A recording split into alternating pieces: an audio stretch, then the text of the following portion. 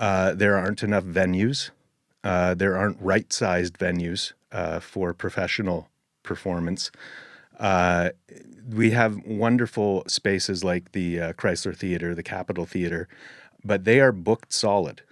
The Chrysler Theatre is associated with the college, so they have a bunch of college events. They have they have touring musicians that come in every week.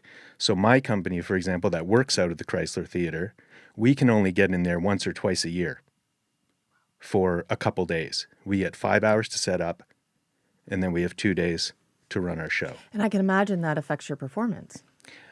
It causes us to build our performances specifically for that. So we don't use sets. We use a lot of projections, which we develop in house. We use small casts.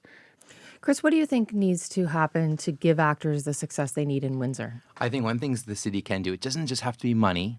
It can be space. I was just in London, UK, and I saw a show, Cabaret, and I thought, oh, this is great space. What they did was they were given a space and they retransmitted, like they redid it. So we have empty spaces everywhere.